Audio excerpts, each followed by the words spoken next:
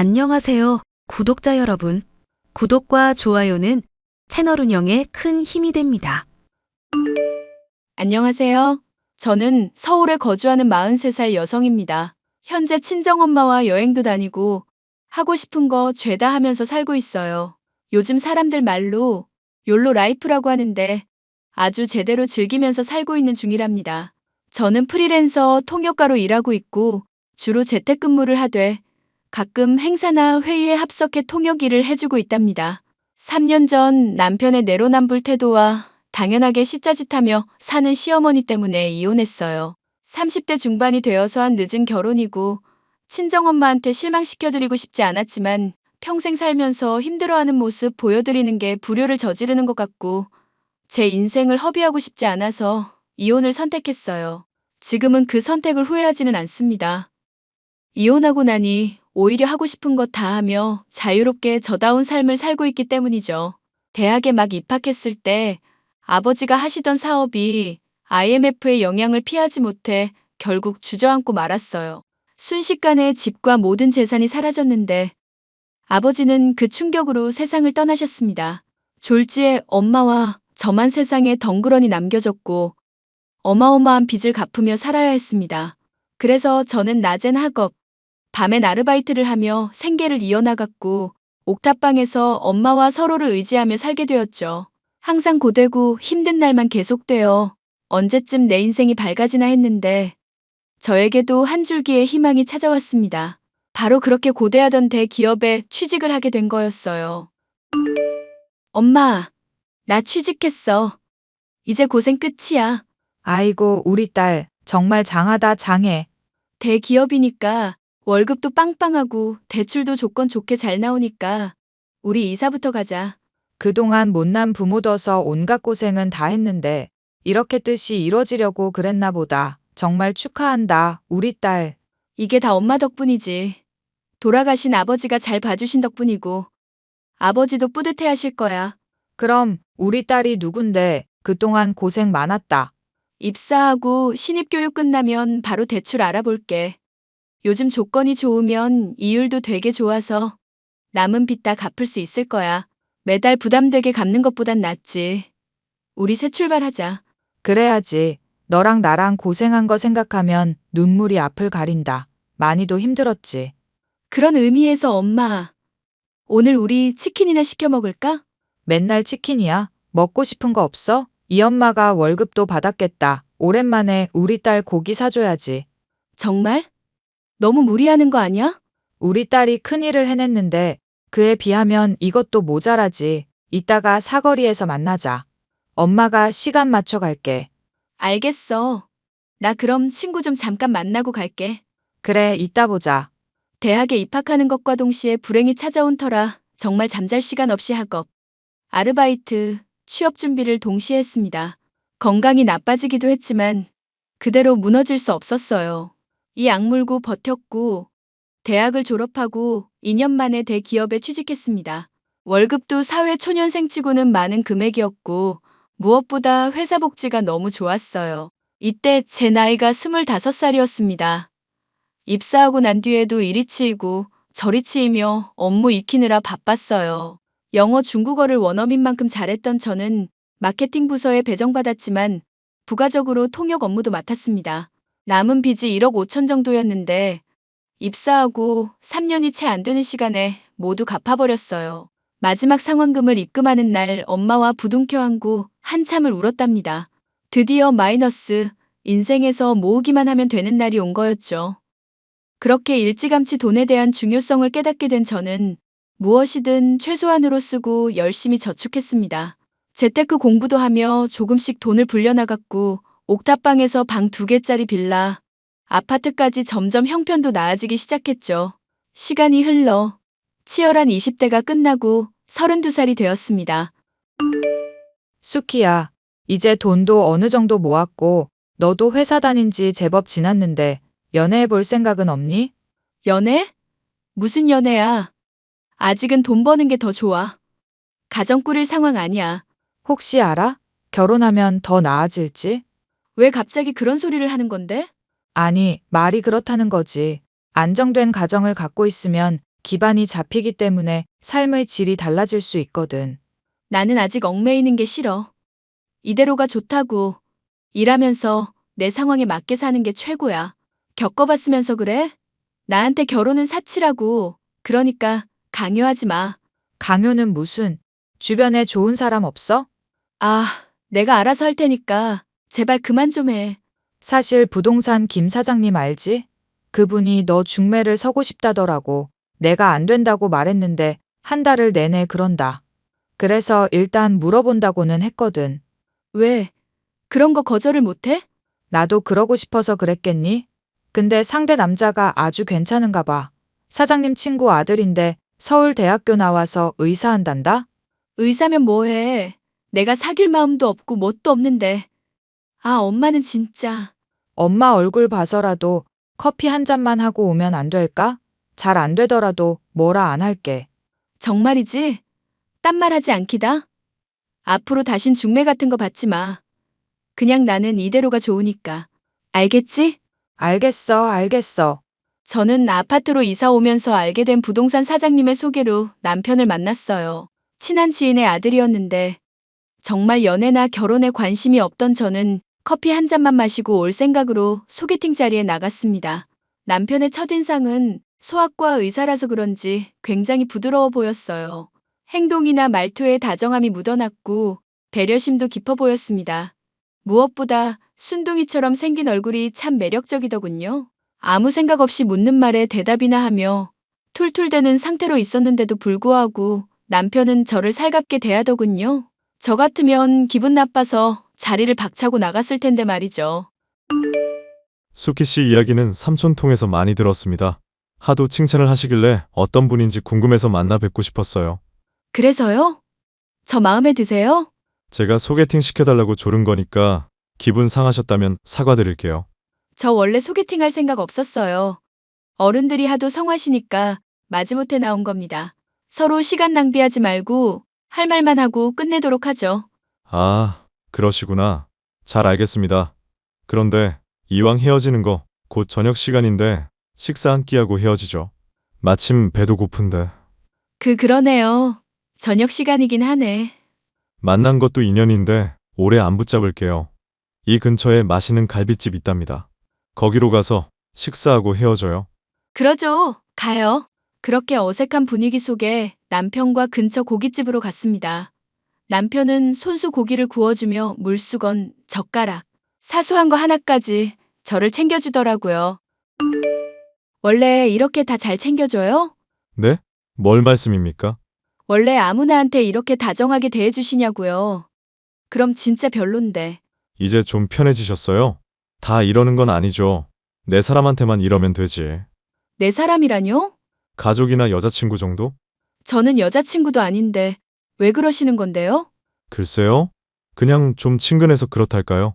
말이 안 되죠. 세상에 그런 억지가 어딨어요? 솔직히 말해도 되나요? 저 수키 씨 보고 첫눈에 반했어요. 저랑 만나보는 거 어떠세요? 저 연애할 생각 없다고 말씀드렸을 텐데요. 당장 연애하자는 거 아닙니다. 친구처럼 가끔 만나서 밥도 먹고 커피도 한잔하고 그냥 그렇게 지내자고요. 나쁠 것 없잖아요. 부담 안 가는 선에서.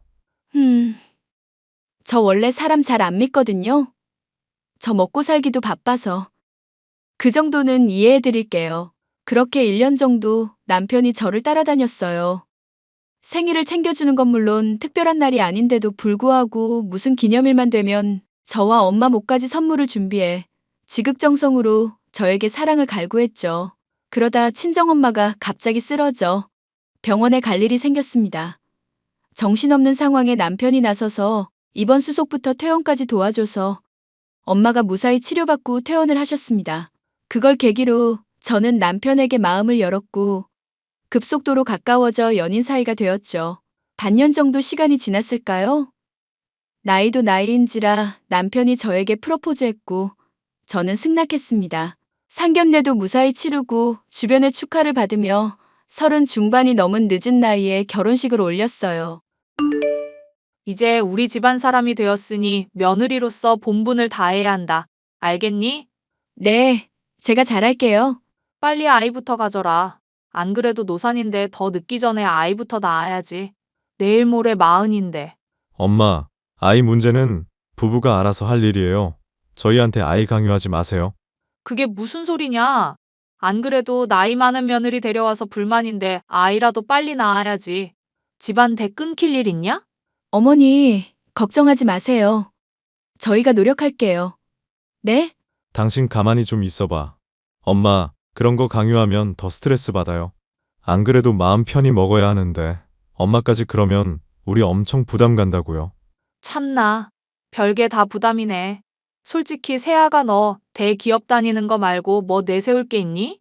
집안도 별로고 아들이 좋다니까 받아준 거야. 어머니, 그렇게 말씀하시면 저 좀 기분이 나빠요. 요즘 같은 시대에 아들 하는 게 어딨어요? 딸이면 어떻고 아들이면 어떻냐고요. 결국 다 소중한 제 자식일 텐데. 맞아, 엄마. 안 그래도 우리 병원 다니면서 신경 많이 쓰고 있어. 그런 식으로 스트레스 주지 마. 너희 지금 나한테 대드는 거니? 세아가 너는 말투가 왜 그 모양이야? 원래 이런 애였어? 어머니가 이상하다는 생각은 안 해보셨나 봐요? 당신도 그만해. 엄마도 제발 그만하고 서로 언성 높여봤자 소용없잖아. 그리고 엄마, 우리가 알아서 할 테니까 가만히 좀 기다려줘. 조급한 건 알겠지만 이해를 좀 해달란 말이야. 알았다. 세아가 나중에 이야기하자꾸나. 아무래도 나이가 있던지라 지금 임신한다 한들 노산이라 임신 전 건강관리를 꼭 해야 했습니다. 그 중에서도 스트레스를 안 받는 게 제일 중요했죠. 스트레스는 만병의 근원이라는 말이 있듯이 제일 기본적인 거였습니다. 그래서 병원도 주기적으로 다니며 컨디션 조절에 힘쓰고 회사는 회사 일대로 결혼 생활은 결혼 생활대로 힘들었어요. 시어머니가 나이가 있으시고 옛날 사고방식을 가진 사람이라 고지식한 면이 없지 않아 있었습니다. 저는 며느리 된 입장이니까 그래도 이해를 하려고 무진장 애를 썼고요. 그럼에도 불구하고 시어머니의 아들 사랑은 유별나서 뭐만 하면 우리 아들 하며 감싸기 바빴고 그저 시어머니 눈에는 저는 며느리이기보다 남편 시중 들어주는 하녀에 불과했나 봅니다.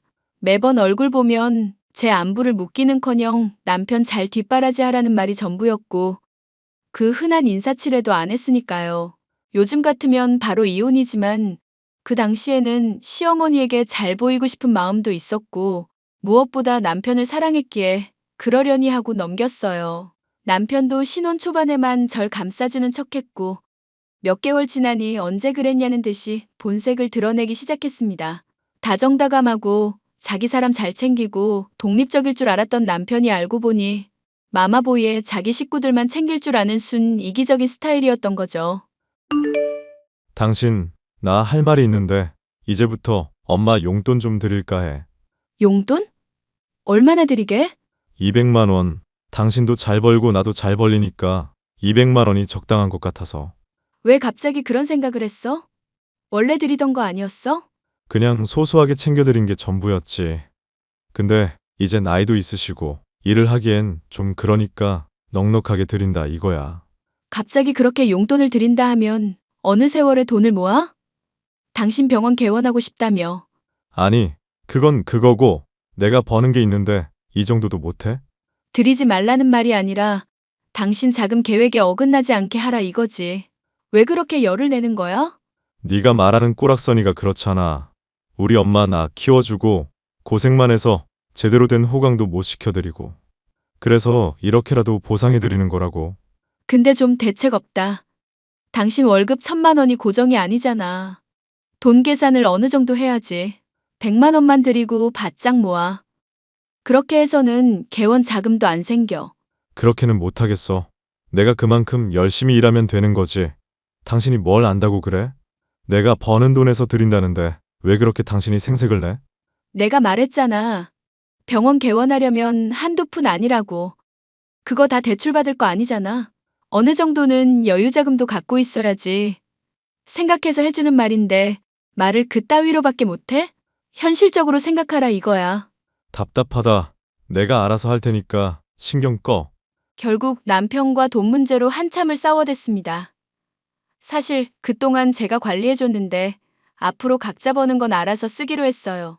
집이야 제 명의로 대출 조금 받아서 마련한 신혼집이고 구질구질하게 남편에게 얽매이는 것도 싫었습니다.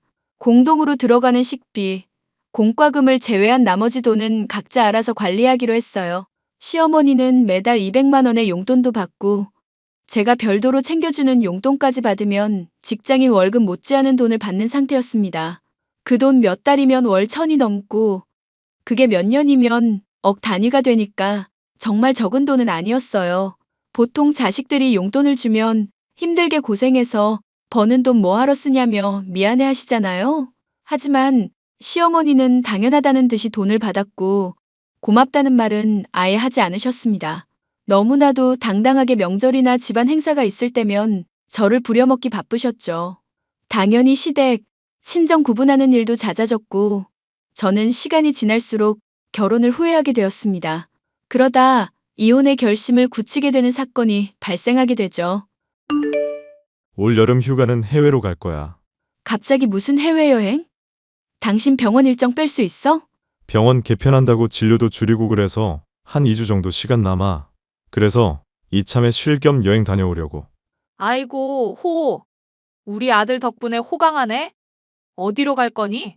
유럽 쪽으로 갈까 해요. 당신도 시간 맞으면 같이 가. 언젠데? 조금 빠듯하긴 한데 다다음 주 월요일부터 2주. 갑작스럽긴 하네. 근데 그때 우리 엄마 생신이잖아. 일정이 겹치는데 어떡할 거야? 야, 너는 꼭 이럴 때 초를 친다? 시댁이 먼저지 그깟 친정 챙겨서 뭐 한다니? 여행 가기 싫으면 넌 가지 마. 어머니 그게 아니라요. 지난번에 이 사람이 친정엄마 생신 때 식사 대접한다고 해서 그래요. 저라고 뭐 여행 가기 싫겠어요? 갑작스럽기도 하고 휴가를 그렇게 길게 내지도 못하고요. 하이고, 핑계도 좋다. 대기업도 뭐 별거 없구만. 복지 좋다는데 다 뻥이었어. 미안한데 여행 다녀와서 따로 챙겨드릴게. 그럼 당신은 안 가는 걸로 알고 여행 준비한다? 참나, 어이가 없네. 두 분이서 가든지 말든지 알아서 하세요. 아니, 왜 큰 소리야? 내가 그동안 말을 안 해서 그렇지. 은근히 이런 걸로 사람 차별한다? 너 지금 시어머니 앞에서 남편한테 소리치는 거니?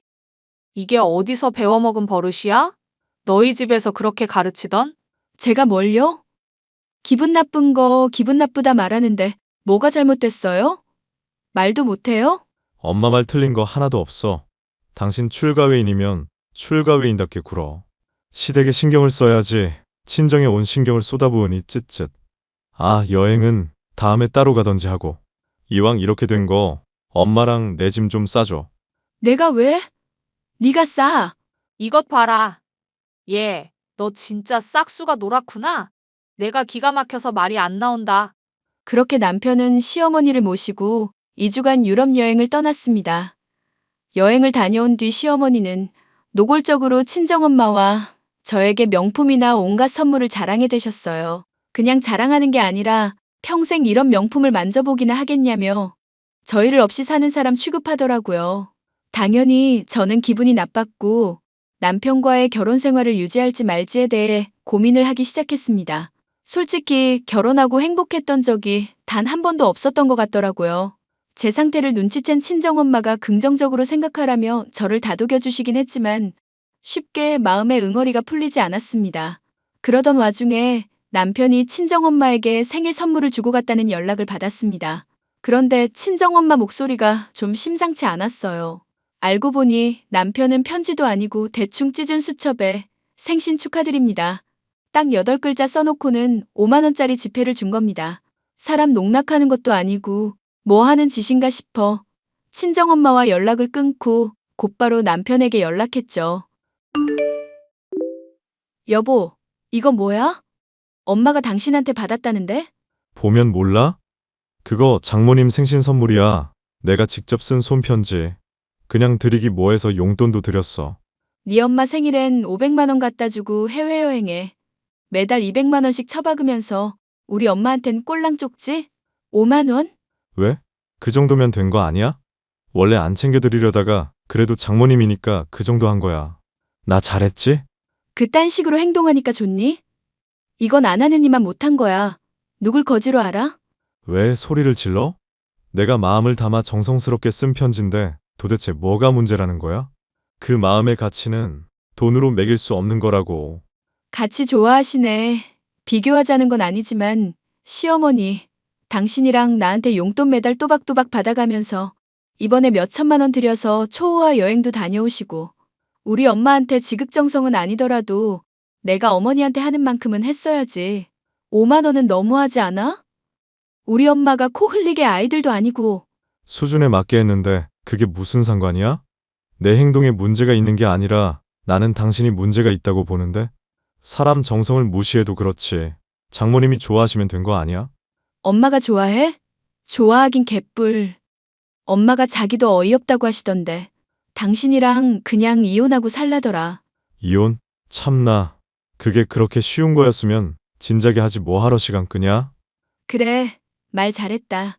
나도 더 이상은 못 참아. 아이도 없는데 이 참에 갈라서자.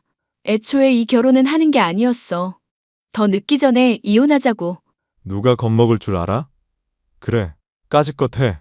나는 이혼하면 새 출발 가능하지만 너는 뭐 볼품이나 있냐? 너 지금 말 다 했어? 아주 갈 때까지 가보자 이거지?